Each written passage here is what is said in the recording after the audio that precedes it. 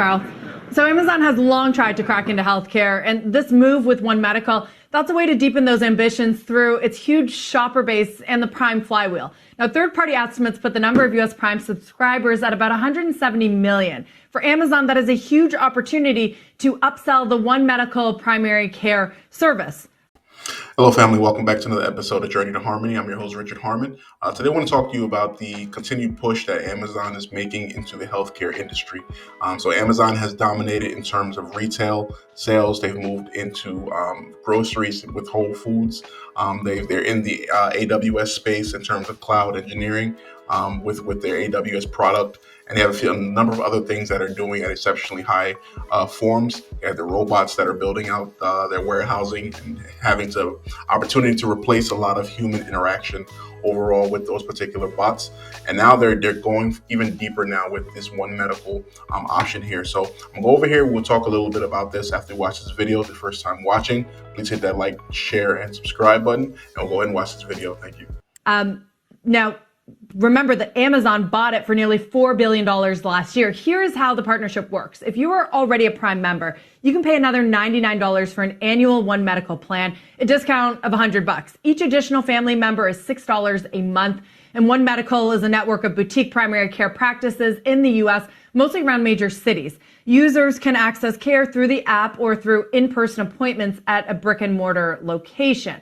Now, I spoke exclusively with Jamil Ghani, Amazon's VP of Prime, on how it fits into the broader Prime ecosystem. There are, many Americans struggling with how to get access to healthcare on a reliable basis. Just some facts: 40% of Americans don't have a primary care physician.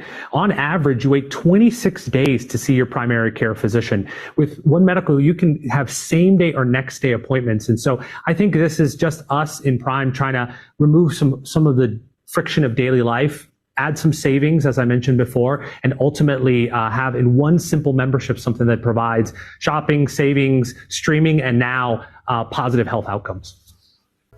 All right, perfect. So what is the idea basically behind this? So what I'm seeing is this is basically a streaming service for healthcare. So predominantly what it looks like, it's going to be some kind of telehealth option with some in-person particular visits, something like that. So what it benefits people who are looking for general healthcare. It also benefits providers. So if we all know in healthcare is a 24-hour business, and somebody somewhere is always looking for some kind of doctor or nurse. So if you're in the healthcare field, you're not a fan anymore of being bedside, this is likely an opportunity for you to move into that telehealth space where you can work from home, and you can get your benefits from there. I've seen different people, whether it's in the radiology field, it's in the pediatrician field, they're bringing opportunities here to physicians, to nurses, to everyone in that particular field, to be able to access some kind of working relationship with their clientele. This benefits a lot of people. We'll see exactly how that particular option does work. He spoke a little bit and asking him about what is the reason why people would choose them over places like United Healthcare or other places who are already entrenched in the market. I asked Ghani why doctors would work for Amazon versus a company that is more entrenched and has a longer history in the space like United Health or CVS, which are building similar things. I think ultimately the proposition for doctors and registered nurses to work with One Medical and to work with Amazon is they believe in the vision. And the vision is to make healthcare, which has been for too long an opaque but really necessary part of daily life, make it much more transparent, make it much more simple for everyone to access.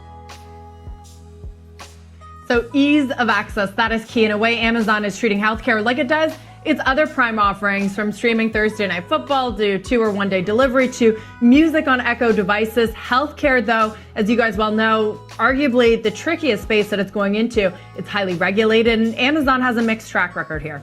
Pretty interesting look at the retail operations there, Dee. I wonder if you think at the margin the street's getting more interested in that part of the business versus AWS. That's interesting to think about how AWS growth is kind of slowing. I would say that the street tends to be more interested in advertising because again, healthcare is so tricky and it's so regulated, whereas Amazon has had a lot of success very quickly in advertising, and that's a high margin business. Amazon hasn't had a lot of success in brick and mortar, and that's really the One Medical proposition, because Amazon already has telehealth in a wider sense. So One Medical is a bet on primary care through these brick and mortar locations, also with an app, but that's the key difference. And as we've seen with Amazon's grocery ambitions as well, which has relied on sort of a hybrid mix of digital and in-person brick and mortar stores, it's had a much tougher time. So this is ambitious. It's not going to be easy, but this is sort of them putting their flag in the ground and saying that we're going to attack healthcare. And what you see is in terms of Amazon's business model is that they have cannibalized a lot of different fields. They've moved into prescription drugs,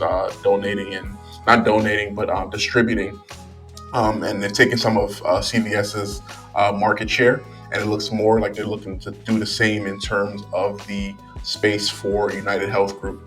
Something to be considerate of.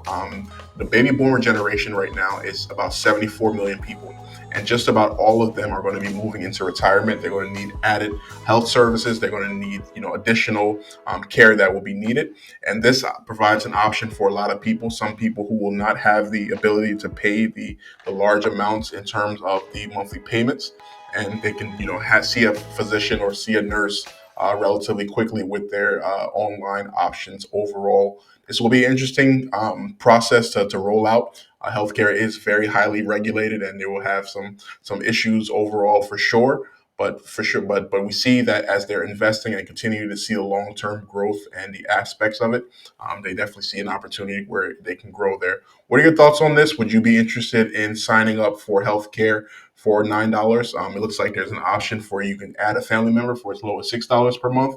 What are your thoughts? Please comment below. Like, share, and subscribe. Thank you so much for joining. Have a good day.